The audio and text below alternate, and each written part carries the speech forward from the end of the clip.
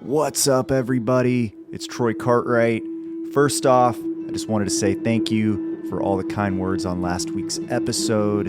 I did a solo pod called A Field Guide for Going Slow and talked about how making great art is a lot like trying to make furniture. If you missed it, you can find it in your podcast feed. I love seeing how it resonated with you guys. If you got any ideas on topics I should cover next, let me know. Now, let's get back to the show. Thanks.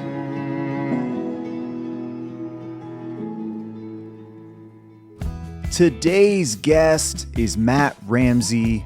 You know him from songs like Save It for a Rainy Day, recorded by Kenny Chesney, and as the lead singer of the multiple ACM and CMA winning band Old Dominion. In this episode, we talk about his path through Nashville, how following his intuition led to his biggest breakthrough as a songwriter, and the stories behind some of his biggest songs. I really enjoyed this conversation with Matt. I know you guys will too. So without further ado, here he is, Matt Ramsey. Dude, thank you so much for being here. Thanks for having me. This is really cool. Yeah, I'm a fan of the band and of the songwriting, man. Thank so you. This is quite a treat to get to talk to you today. Yeah, thank you very much, man. I always start this thing off with the same question, which is how long have you been in town? 2002 2002 is when I moved here. Okay, where from? From a tiny little town called Buchanan, Virginia. Okay, where is that? My dad's from Richmond. Okay, yeah, I went to college in Richmond. Okay, it's in the Appalachian Mountains. Gotcha. The southwestern Okay. side. Yeah. Yeah, different. Nothing there.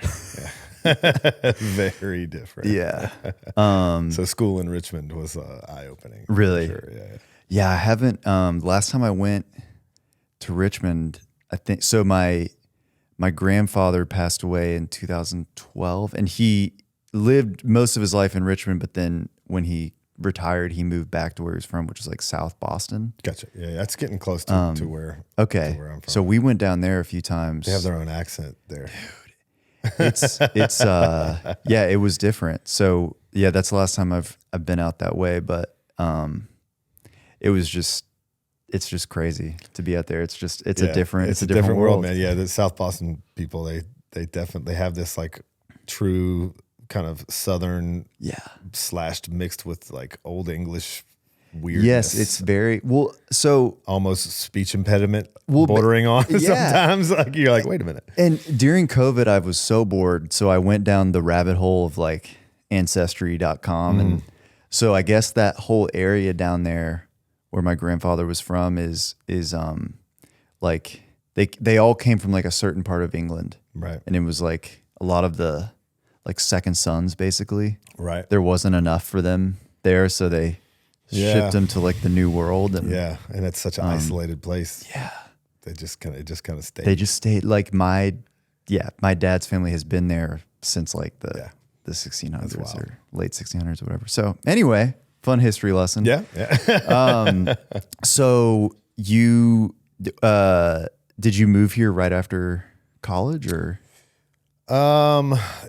Pretty close. Yeah, pretty close. Did you study music in college? Or? I did not. I studied art. Okay. Yeah, I have an illustration degree. Oh, very cool. Yeah. Is that what's behind all of y'all's awesome album covers? I mean, it's partially just because, well, honestly, that was born out of us not wanting to be on the cover.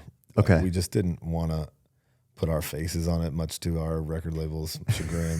You know, we were like, man, nobody wants to see us. Let's just make it cool. Let's make it interesting. And so we came out with our first album with a super, eye-catching cover, and it just kind of set the tone. That's there. awesome. Yeah, it is. It's very striking. You know? Yeah, and our drummer too he wasn't like an art major, but he is a very creative and design art minded person too. Yeah. So he's always very creative in those situations. Okay, gotcha. So when you moved here, did you know what was what? Did you know what was going on? I didn't know anything. I mean, I moved here because, talk about Virginia. I was working in Lynchburg, Virginia at a stained glass company. And Phil Vassar's sister Yeah. came into town. Phil's from Lynchburg. She Okay. came, and everybody at the place I was working knew that I was trying to make music. And Yeah. anyway, his sister came in. I gave her a CD and was like, hey, you know, if you like it, pass it on. Yeah. If you don't, throw it away. Yeah. A couple weeks later, she emailed me and was like, hey, I'm going to Nashville. I need a couple more CDs. She came and grabbed them, gave one to him. And then his other sister was working at his management company at the time, and she emailed me and was like, you should come down and check this out. Wow. Came down and checked it out, and like a month later, I lived here. So I'd never been here Yeah. at all. So I knew no one, and I met Phil on that trip. Wow. And went and hung out with him, and Yeah. and he kind of was like, you got to be here, dude. Yeah. You just gotta. Yeah. Yeah. I think my experience was like, somebody set me up on a write with like Clint Daniels. I don't know if you know him. And he took me to Red Door one day, like the first time we wrote. And it was like, this is it. Yeah. This is like, where you go. Oh, yeah. I get so all these people are songwriters. Right. Yeah. I knew nothing like that. I was just kind of like, okay, we'll figure it out. Yeah. Wow. That was wild. So did you, like, once you moved here, what happened? I burned through the $5,000 I had saved. Worked a million different jobs. Yeah.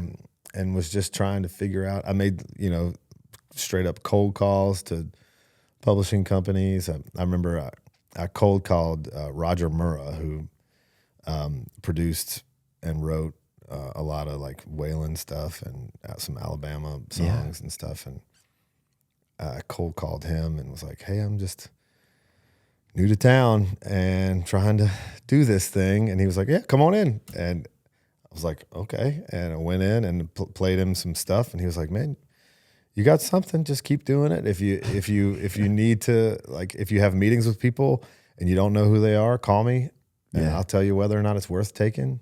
Yeah. And so I was like, okay. So I kind of would call him sometimes and ASCAP and stuff like that. Yeah. And just started like going to whatever songwriter nights I could go to meet people and just kind of hit the grind. Yeah.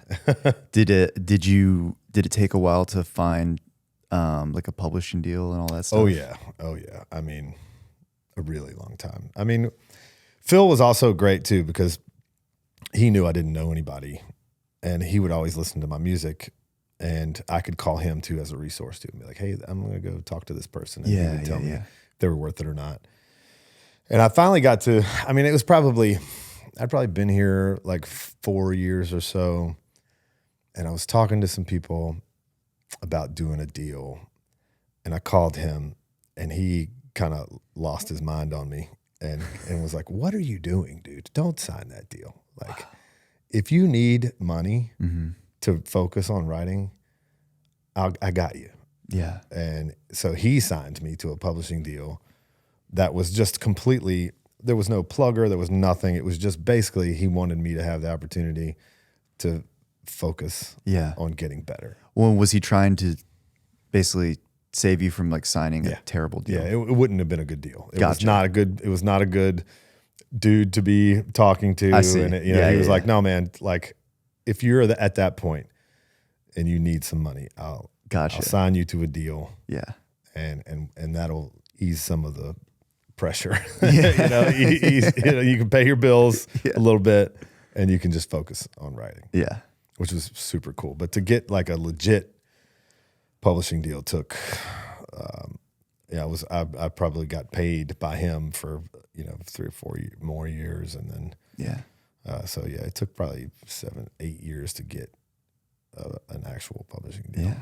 Who was after Phil? What was the first publishing deal I had was with a company called RPM. Okay. Which was Blake Chansey. Gotcha. Signed me. Okay. Nothing ever came from that either, except for the first time the band ever recorded together was born out of that publishing. Oh, really? Yeah. Okay. Well, yeah. So it kind of there's kind of like two main things I wanted to go over, but I guess since you brought it up, we can start there. Like, how did the band come together? Well, I mean, the band, it both kind of went hand in hand. Okay. Because I moved here to be a songwriter. I wasn't trying to be in a band. Yeah. And same with the rest of the guys in the band. Everyone moved here to either be songwriters or studio musicians or something. Yeah. None of us were trying to be in a band. But, we'd all been in bands and played music our whole lives. So it was something that we loved to do for fun.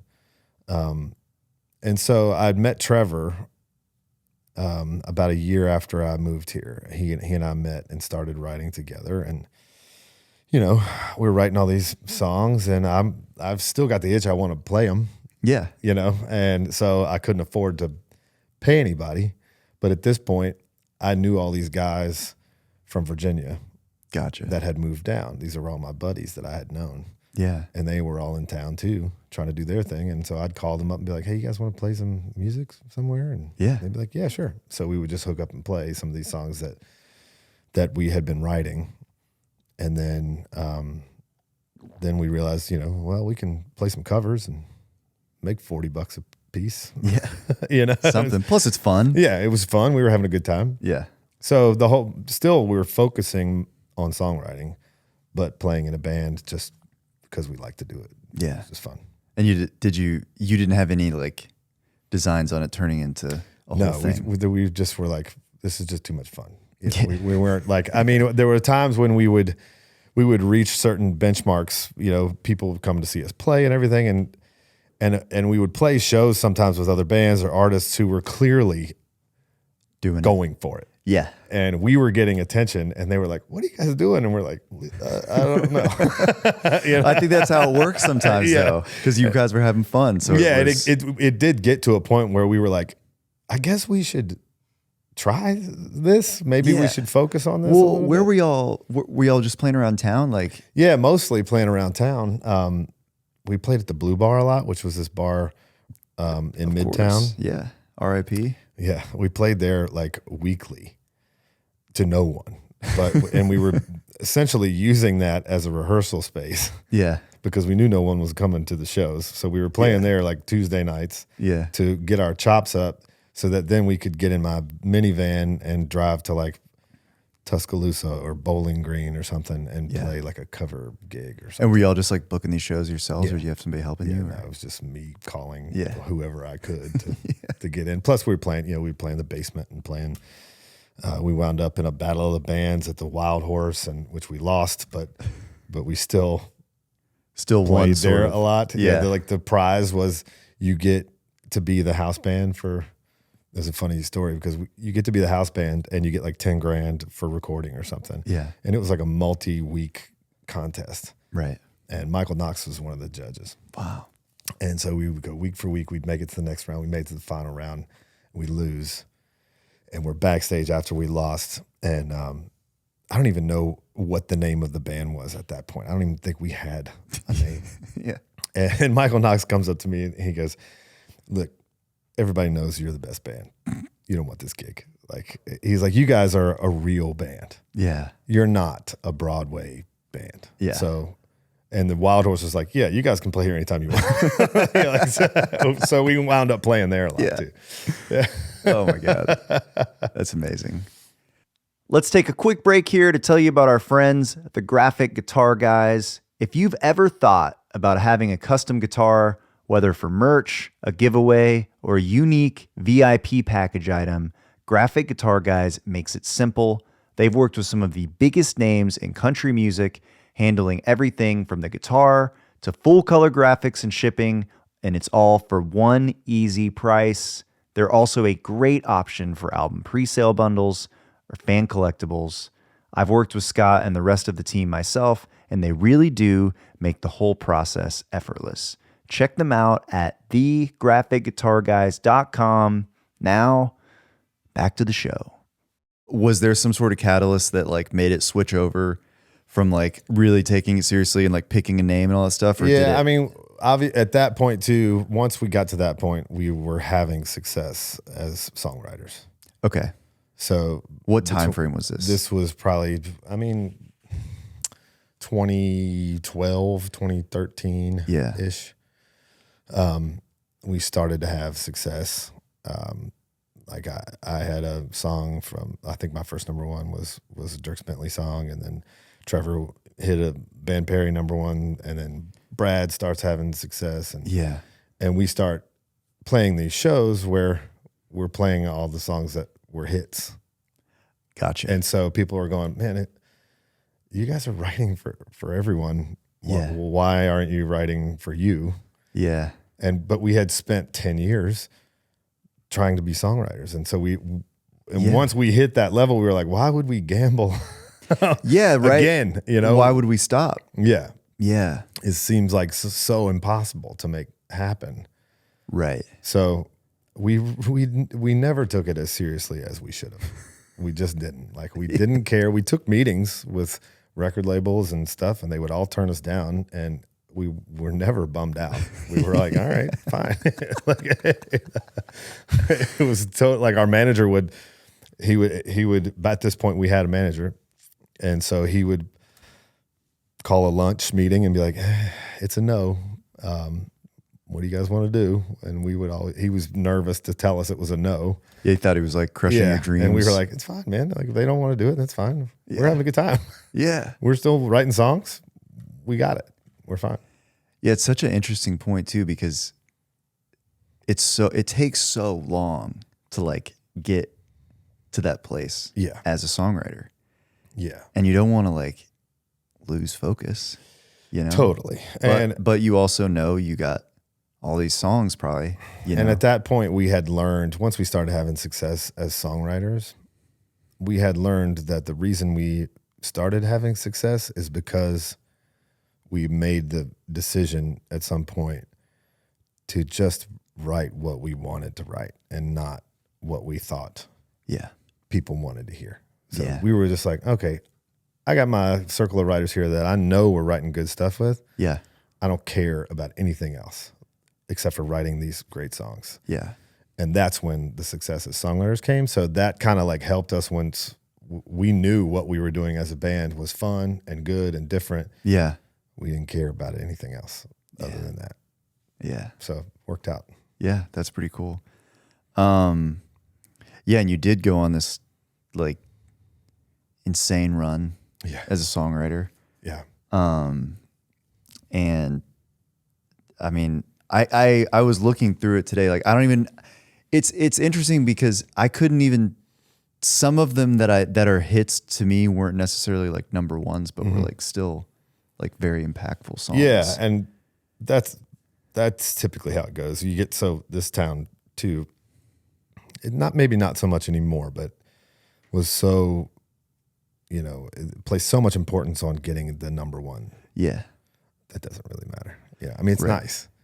Of course. But most people think if they heard it on the radio, must have been a number one. Mm-hmm. So, yeah, I think there's like a lot of examples of songs that are still big for a lot of artists that weren't necessarily a number one. Right. I mean, I always reference The House That Built Me, like that's not a number one song, but yeah, I would have never known that. But giant, impactful career song. Yeah, absolutely. Yeah. Okay, so how did it? I don't like. I guess what happened that made the band happen? I guess. Yeah.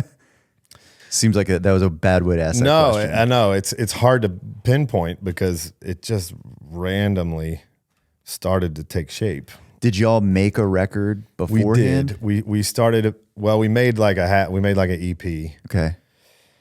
Well, first we made one that we just give out for free.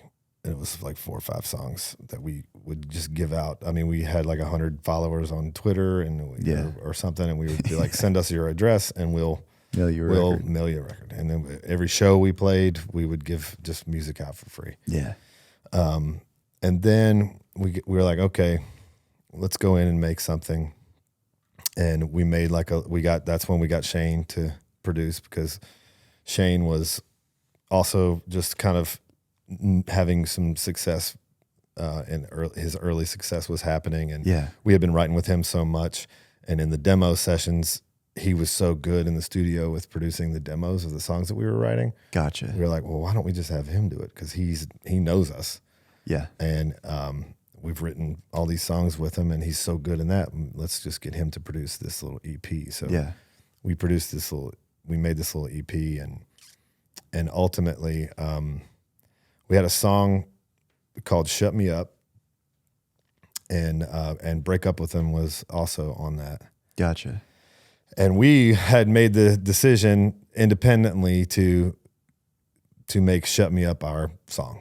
Gotcha. And we had our management company hired an independent like promo person, radio promo person, because no record label wanted to touch us. Yeah. So she starts going out and shopping "Shut Me Up," trying to get some radio stations to play this unsigned band. Yeah. And meanwhile, "Break Up with Them" gets picked up on Sirius XM. Gotcha. They start playing that. This like never happens. It's just like movie stuff. But, so then a program director in Seattle hears "Break Up with Him" on satellite radio, and he starts calling all of his buddies going, you got to hear this song. And so we get a handful of terrestrial radio stations that start playing "Break Up with Him." Wow. And we're going, maybe it's "Break Up with Him." Maybe we should, maybe it's not "Shut Me Up," And so we start getting some radio play, and then we get added to the Kenny Chesney tour. Still no record deal, just in a van. Yeah. And we're like, okay, now we're on a stadium tour. Right. We got to get a bus. How do we afford a bus to be able to do this? Yeah. And the combination of that handful of radio stations playing "Break Up with Him," plus we get added on this tour, then finally Sony comes along and was like, okay, all right, we know we turned you down, but we'll do it. But and actually we backed into that too, because Sony Nashville turned us down like twice. Yeah. And we got signed out of the New York office. Gotcha. So New York called Nashville and said, we know you passed, but we're signing them. Yeah. And you got to work this. Yeah. Wow. So then we got to finish the record that we had started. Yeah. And did that, I don't know, did your life start to feel like it was really changing at that point? I mean, it's a huge, I mean, you were already playing shows, but. Yeah, at that point, because we had that little bit of terrestrial radio like interest and satellite radio interest, at that point we had been in a van around the country for like 3 years. We had been driving around playing wherever we could. Yeah. To whatever 50 people showed up. Yeah. And we'd managed to get a booking agent, and we're getting added as like the opening to the opener, at whatever county fair or whatever. First of 3, first of 4. Yeah. Yeah. So at that point, we were playing, probably 160 shows a year. Wow. And then once the record deal came in, it bumped up to like 190. And so we were just gone. Yeah. So it was wild. Yeah. Was that hard to balance? Like, home life, everything hard to balance. Anything, paying bills. Yeah. It was completely flipped upside down at that point. It was, wow, quite a mind fuck. Yeah, I can imagine. And like the lifestyle of being a songwriter, it's like, it's so good. Yeah, and that's what it was scary, because suddenly we felt like we were abandoning that part of our career. Yeah, we were like, wait a minute, we worked so hard and we just got it. Yeah, and now we're leaving it behind. So it was hard to like, for actually probably 2 records into our career, we were more thinking as songwriters than we were as a band, because we just felt like this band thing is never going to last. There's no way. Like our bread and butter is the songwriting. Right. So we got to tend to that and make sure we don't lose that, because the band thing is we're gonna, okay, we got a hit, but This will that's never cute. work out. It's never gonna work. It was like, so we just were like, it took a long time for us to be like, maybe we should hold some of these songs back. Yeah. That makes a lot of sense. Were you still able to write like during the week and stuff? Or were y'all writing on the road? I mean, y'all are all such great songwriters. At that point, we were writing on the road, because we just weren't home. Yeah. So we wound up just writing together most of the time. Yeah. Which was great. Yeah. We work well together. Not too shabby. Luckily, yeah.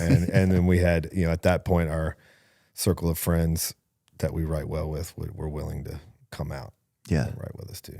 Yeah. At this point, you're probably out of the van. So there was room. Yeah, at that point, we finally got our bus. Yeah.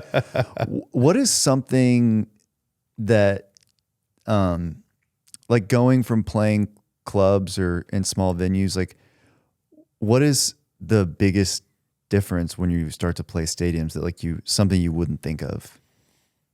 Well, it was interesting once we made that switch. It was funny because when we got added to that stadium tour, we were the first of, I think, 5. Wow. And we got added so late that all the tickets and everything had been printed. So it said the show started at 5, but we went on at 4:30. So it was an empty stadium. Yeah. And we didn't know what we were getting into. We didn't have a crew or anything. We had our tour manager and a sound guy. Yeah. And so like the first couple shows on the stadium tour, I'm still playing with my little crappy amp that I've had for a decade, and, our tour manager gets kind of yelled at for not getting off the stage fast in enough. time. And they were like, you and your crew need to, and he was like, what crew? And they were like, wait, what? And we were like, we don't have a crew. It's us. Yeah. And they were like, oh, okay, we got you then. So then the whole Kenny Chesney crew embraced us and were like, these guys have no clue what they're doing. They need help. Yeah. So, we definitely were like sponges on that tour, just watching everything that Kenny did and every band that went out there. And we would change our set list around and, just trying to speak to, even though it was largely empty, there was still people way up in the nosebleeds and just trying to, make everything bigger so that it filled that space. Yeah. And put on an actual show rather than just be a bar band. Yeah. So that's when we started focusing on, okay, we need transitions between songs and, there's too much dead space. We're just fucking around for 2 minutes between songs. Like we gotta keep it tight. Yeah, totally. We got 20 minutes here. Yeah. We can get as many songs as possible in. Yeah. So it was quite a learning curve for sure. Yeah. Wow. But we would go and play clubs all week long. So we were playing with Kenny in a stadium on Saturday. Yeah. But then we would go off and play clubs all week long and then meet back up with them on Saturdays. It was wild. Yeah. Yeah. I feel like my body's like physically recoiling, thinking about how tired. Oh God. Yeah. We all lost a ton of weight and, just didn't sleep and just couldn't, we just weren't eating and taking care of ourselves. Yeah. It was, we were playing some of these places, we were playing 3 shows a day, it was quite a grind. Yeah.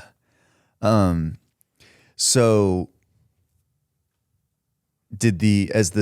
I guess like, were y'all having to do at this point the radio stuff as well? Because that's like a big part of having success. We kind of lucked out on that because we had so many shows. Well, they were probably already there. Yeah, and the Kenny thing, every city he played in, he would have a suite just for radio people. Yeah. So we would meet up with them on Saturday, and we would go up to the suite and meet all the radio people. So we kind of skipped the radio tour, the proper radio the grind tour. of that. Yeah. Yeah, and they were already there seeing you play, and it's about the hang anyway, right? Yeah, totally. So what did y'all? You said there was sort of like a point. It was really, I think you said like after the second record, before y'all even started kind of conceptualizing things as as Old songs Dominion. for y'all. Yeah. Yeah. Yeah. Songs for Old Dominion songs. So how did that, I don't know, what is that process? Like, do y'all feel like you're writing for like a certain lane, or is it more just keeping the songs in mind? Yeah. Just basically not sharing them.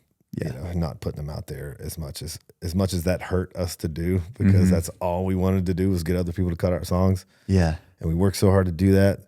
It was really just about, okay, if there's one that we're excited about, well, let's just not let anybody hear it.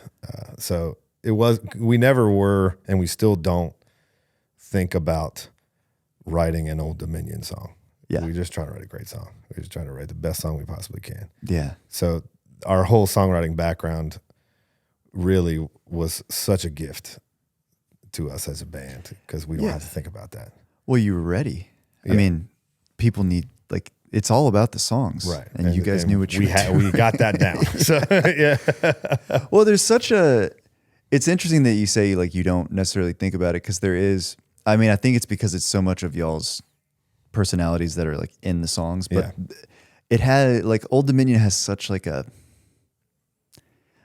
I don't know, it's fun, but it's witty songwriting, but it's like, it somehow like feels irreverent in some way. Yeah. I don't know if that's it is the right a little word, bit. Yeah. you know? I think we like to think we are anyway. Yeah. Like it's just very playful and fun. So I think that like translates into the music, and we never took ourselves too seriously. Yeah. You know, I think we took the songwriting very seriously. Yeah. And we take the show very seriously. We don't take ourselves seriously at all. And we never have. And like half the time we look back at some of the stuff we've done and gone, how did we ever make it? Because we're idiots. We're children out here, you know? Yeah. Well, I think it's fun though. And I like, honestly, in a weird way, I think what y'all do is a lot of songwriters' dream, you know? I've got my crew of people that I write with the most, and we're always like, oh man, like we should probably start a band or something. Yeah.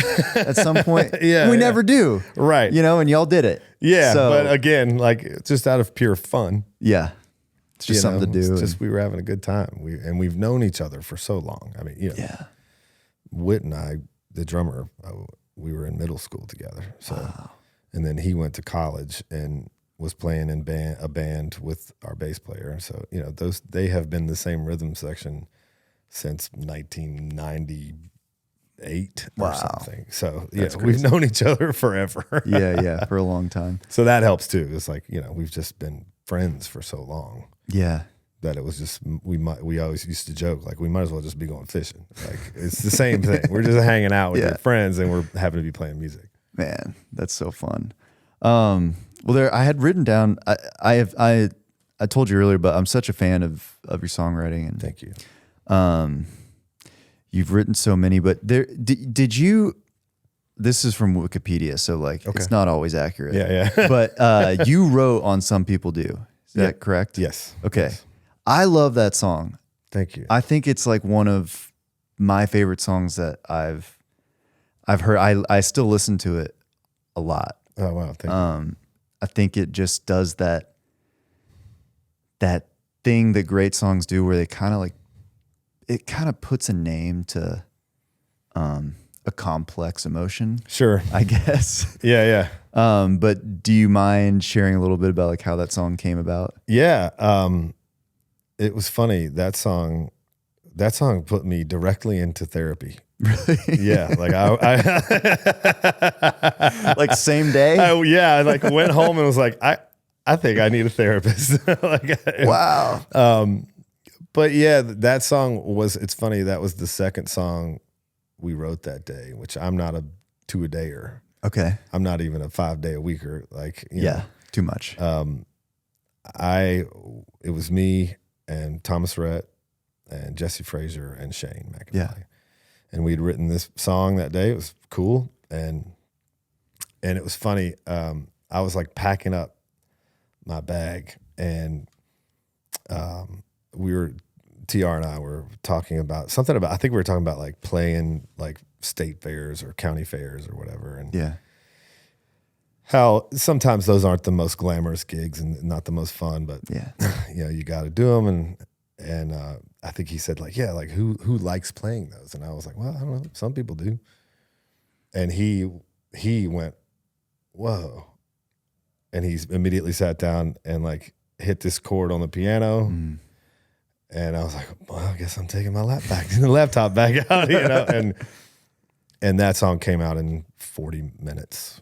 Wow. You know, it was a very emotional experience for all four of us. You know, Yeah. It was pretty heavy stuff, and all have reasons that we could write that song. Totally. You know? And we just kind of walked out of there like in a daze a little bit. And Yeah. like I said, it was so emotional. Like Shane and I couldn't even look at each other without like while we were writing it. Like I'm like, I'm not looking at you, man, because you know. Yeah. But yeah, then I was like, okay. I texted him afterwards, and I was like, do you have a therapist? And he's like, yeah. And he gave me that. Oh my God. That's awesome. Yeah, I think it's just cathartic for a lot of reasons. Yeah. You know? Yeah, it's really spoke to a lot of people. Yeah. And that was, that's one that barely made the record, like almost didn't make the record. It wasn't one that everyone was like, we got to cut that song. It felt a little, strange for the Break Up With Him band to be so serious. Something like that on, out. So, yeah. Yeah, was there, did it make sense for y'all to cut it versus TR? It was we bounced back and forth. Like he and I talked a lot about it, and at one point he was definitely going to cut it. Yeah. Then for whatever reason it wasn't right for the project, and so then our turn came around. Yeah, and it was like we were like, let's give it a try. Yeah. So and that was a really, really difficult song to record. We almost gave up on it. Actually, I did give up on it because we just couldn't. We tried it in all these different ways. How many times do you think how many different versions are there? I mean, we probably did 5 or 6 different versions of it where we were, and I was just like, I'm done. I'm done trying to force this one. Man, I have been there. Yeah. About that. Like, it's like the 3rd or 4th time. And I'm like, I guess it's just, this song is just not meant to be. So what made you, like, how did it get across the finish line? It was Trevor, to his credit. He was like, well, man, I think the thing that's so engaging about this song, the demo, is that it's just the piano. Yeah. Like, we were trying to make it this band thing. And he was like, that's the thing that's making this song work. Yeah. And he's like, I think we should just try that. I think we should just try and make it a piano ballad. Don't put anything crazy on it. Let's just do it as simple as possible. Yeah. And once we did that, he was completely right. That was it. Yeah, we're like, all right, that's definitely what it needed. We never like to copy a demo. We're very, very rarely do we go, we nailed it with the demo. Let's just do that. That's only happened like once or twice. It's hard because you love the song. Sometimes you fall in love with the demo. Yeah. And you're chasing it. Yeah. The demo might be making it better than it is. Yep. That's the rub a lot of the time. Yeah. You find that out when it's on the record. And you're like, oh, that's not as good as I thought it was. Yeah, that's a hard. The studio's tough like that. Yeah. Who have y'all been making your records with recently? It's always been Shane. Yeah. Yeah. Yeah. We made half of the Memory Lane record. Ross came in. Okay. Ross Copperman came in. Yeah. And is y'all's process? Are y'all just in a studio? Is everybody playing? Is that sort of how it? Yeah. We bring in Dave Cohen, of course, to play keys and all these crazy synth parts that he can dial up at the drop of a hat, you know. But he's the only guy that we bring in. The rest of it's us. That's very cool. I mean, you know, for better or for worse, that's what creates the sound. Yeah. You know, we're not the best players in the world. Yeah, but that sort of is like a differentiating factor that I think makes it's a chemistry that creates the sound of a band. Yes. And so it's gonna stick out. And yeah, when bands are they're so rare in Nashville. Yeah. You know, at least in like mainstream country music, because it's hard to, you know. I think it's hard it's hard, first of all, to be in a band. And it's hard to, I think, from a label standpoint and the way the culture is now, it's hard to market a band if there's not like a guy, you know. It's well, you won't even put your faces on the album. Yeah, we cover, refuse to put our face on the album. For a long time, we didn't want to put our faces on T-shirts. Like, we were just, don't show us. Yeah. But, you know, we're always kind of baffled at the same time that there aren't more bands because, like you said, you're with your buddies making music. Mm-hmm. Seems like the next natural progression would be start a band. Yeah. I mean, that's what we did when we were 14 years old. That's what everybody did. So how come you moved to Nashville and that stops? I don't know why. Yeah. But well, it's you know, there's just a lot of things you got to figure out. Yeah. And it sounds like y'all are just close and good friends. So it's never, because that's the thing I think that's always scared me is like, well, what if you get far down the road and then you guys just hate each other and then it all. Which is definitely a possibility. And, you know, if you all aren't like-minded as far as like what you want out of it, if you got one guy that's like, we got to do this and this and this and this, and the other guy's like, man, I just want to drink beer and play guitar, that becomes tough. Sure. And so then a lot of resentment gets built up and then everything falls apart. But like I said, we never took it too seriously. We never took ourselves too seriously. We were just kind of like, well, all right, we'll just keep saying yes and see what happens. Yeah. I love that. Well, here, let me look at my list here. There was another song. I mean, I have lots of songs written here, but well, so what was your first number one as a songwriter? Say You Do. Okay. Dierks Bentley, Yeah. Because you wrote on Save It for a Rainy Day as well? Yeah. Okay. Yeah. That's such a great song. Thank you. Yeah, that was one of those ones that I never thought was going to see the light of day. Really? You know, and we wrote it again. That was a 45-minute write. Brad and I used to write with Andrew Dorff. Yeah. Every week. We had a 9 a.m. write on Tuesdays. Was it in that? Did y'all write in the room at Universal? Yeah. Yeah. So we would meet at 9 a.m. and write before the 11 o'clock write. Gotcha. You know, if Brad had 11 or Andrew did, or if sometimes I did, we would just go in. We were just buddies. So yeah. We just go in and try to work on something that we had started or try to get a start on something. Yeah. And we had nothing that day. And I was in the shower thinking like, okay, I gotta come up with some idea for today. Yeah, of course. And like that whole first verse and chorus just came to me.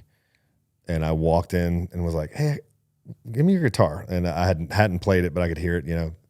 Sang it to them, and they were like, well, yeah, let's do that. Yeah. And we finished it in like 45 minutes, and we were gone. Wow. And then at that point in time, Brad was making these little home demos, and he was kind of dragging his feet on getting it done. And we never do this. Like I said, we never try to write an Old Dominion song. We never tried to write a song for any particular artist. Yeah. But for whatever reason, I just felt like, dude, this is a Kenny song for sure. Yeah. I didn't know Kenny at that point. But so I called Brad and I was like, do you want a Kenny Chesney cut or not, dude? Like, make this demo. And he was like, you know, he laughed. He's like, all right, I'll get it done. So he makes the demo. And then sure enough, Kenny, I get a phone call saying that Kenny is going to call me. Yeah. So that's how I met Kenny. Yeah. And he wanted to change a few things. We changed the second verse a little bit. And then when he went to cut it, I heard from the studio musicians that they ran through it once and moved on. And so I thought, oh, there's no way that's even going to make the record then. Yeah. And then it was like the 4th single off the record. And wow. 3-week #1. So yeah. Pretty awesome. That's crazy. Yeah. Then we wound up song. playing it on a stadium stage with him. Yeah. Which is, as a songwriter, is like, what? Like, no, that's like the most unique experience as a songwriter that I can think of that I have, is that we wrote this song for this artist that we were all enamored by, that we didn't know. Yeah. And then we get to every night perform it with him, which was crazy. Yeah. That's very cool. Yeah. It's very special. Well, before we get out of here, I always like to ask, if you could like go back to younger you, just kind of like getting started. Mm-hmm. Is there any like what piece of advice would you send back in time? Man, so many things. I mean, I think I did a pretty good job of doing this, but it was always hard, and I still have to continue to tell myself this, was to know that my instincts are correct. You know, they may not always work, but it's what's going to make people interested in what you're doing. Yeah. Is your instincts over everything, over what you're hearing from the outside and trying to chase. Because I think if I had known that earlier, then I don't think it would have taken 15 years. Yeah. And maybe it would have, but I think just knowing like your own voice is what makes you unique, and is what's going to make people turn their head and go, what is that? And that's ultimately, when you hear songs on the radio that make you stop, it's because it's different. Yeah. It's because someone's instincts are shining through in that moment. When you were kind of like just getting started, did you like ignore that voice, or were you trying to like reverse engineer a hit song, or like what? Yeah, I mean, I think you can go back and listen to some of the demos and stuff that sometimes we laugh and we pull up old demos and stuff, and we can tell we're chasing it. We're chasing after something, and back then we were like, why is nobody recording this music? Why are we not getting cuts? It sounds just like that. Yeah. Which is ultimately the wrong thing. No one is looking for what sounds just like that. They're looking for the next thing. Yeah. So yeah, we definitely didn't trust our instincts for a long time, I think. And I didn't trust mine for a long time, until ultimately it was like, screw this. If I'm not getting cuts anyway, then I might as well just be writing something I like. Yeah. And something that excites me. And then, like a switch, as soon as you start doing that, all of a sudden people are interested. Yeah. Which is what happened with Say You Do. Yeah. We wrote that song that day, and I went home going, I don't know what we just did, but I love it. Yeah. And it doesn't sound like anything. And I don't know that anything's ever going to happen with it. But I'm so glad we wrote this song. And if that happened to be the first one. Yeah. It's a great song. So that was like a nice reinforcement to be like, oh, okay, I can trust myself a little bit. Yeah, yeah. Absolutely. Dude, that's really very good advice. I think a lot of people will take that to heart. Hopefully, it sounds cheesy, but you do have to follow your heart. Yeah. Yeah. You got to be you, Yeah. Thank you so much for being here. Yeah, thanks for having me. I really appreciate it. And that's it. That's the pod. See you later. Hey guys, thank you so much for listening. If you want to submit a question for one of our Q&A episodes, you can do so at tenuretowne.com. We would love it if you would join the Tenuretown community, which just means we'll send you updates via email about stuff we got going on. And of course, please rate and review on Spotify, Apple Podcasts, or YouTube. wherever you listen or watch this thing. We appreciate you so much. See you next week.